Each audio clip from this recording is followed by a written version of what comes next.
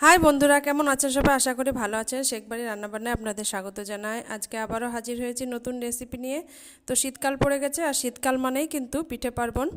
তো আজকে সেই উদ্দেশ্যেই এখানে ময়দা এবং সুজি দিয়ে একটা সুন্দর পিঠা রেসিপি করে দেখাবো। তো ভিডিওটি প্রথম থেকে শেষ পর্যন্ত দেখতে থাকুন, আর চলুন রেসিপিটি শুরু করি।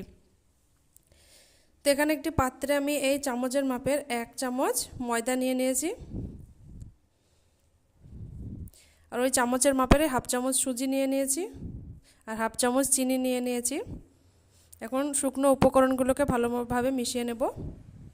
আর ময়দার হাফ কিন্তু চিনি, আর সুজিটা ময়দার হাফ নিতে হবে। তো ভালো মতো শুকনো উপকরণগুলোকে মিশিয়ে নিয়েছি। এখন কুসুম গরম জল দিয়ে একটা পারফেক্ট ব্যাটার বানিয়ে নেব। আর জলটা কিন্তু কুসুম গরমই হতে হবে, আর জল দিয়ে অল্প অল্প জল দিয়ে অনবরত নাড়াচাড়া করে ব্যাটারটা বানাতে হবে। ঠান্ডা জলে করলে কিন্তু ব্যাটার ভালো হবে না, দলা পেকে যাবে, আবার পারফেক্ট ফুলবেও না পিঠেগুলো। তো ভালো মতন আমি একটু কুসুম গরম জল দিয়ে ব্যাটারটা বানিয়ে নিয়েছি, এরকম পাতলা করে বানিয়ে নিয়েছি। এখন একটি ঢাকনার সাহায্যে ঢাকা দিয়ে 10 মিনিট রেস্টে রেখে দিচ্ছি। তো ফিরে আসলাম 10 মিনিট পর। তো দেখতে পাচ্ছেন সুজি কিন্তু অনেকটা ফুলে গেছে,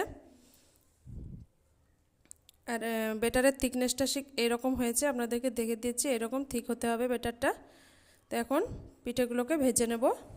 তো ওভেনের মধ্যে কড়াই বসে দিয়েছি, আর কড়াইয়ে তেল দিয়ে দিয়েছি। তেল গরম হয়ে গেছে, এখন একে একে পিঠেগুলোকে ভেজে নেব।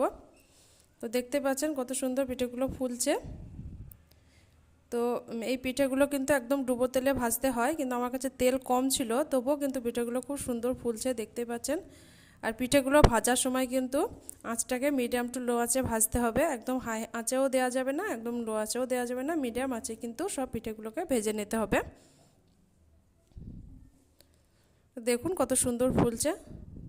তো এইভাবে আমি সবগুলোকে বানিয়ে নিয়েছি। এখন একটি পাত্রে রেখে আমি আপনাদেরকে দেখাচ্ছি।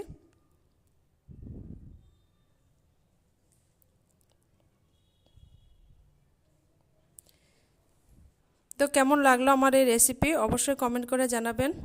বাড়িতে ট্রাই করে দেখবেন, আশা করছি ভালো লাগবে। ভালো লাগলে একটি লাইক দেবেন, আর রেসিপিটাকে বেশি বেশি করে শেয়ার করবেন। আর আমার চ্যানেলটিকে সাবস্ক্রাইব করে বেল আইকনটি প্রেস করে রাখবেন, যাতে নিত্য নতুন ভিডিওর আপলোড সবার আগে আপনাদের কাছে পৌঁছে যায়। সবাই ভালো থাকবেন, সুস্থ থাকবেন। আজকের মতন বিদায় নিচ্ছি।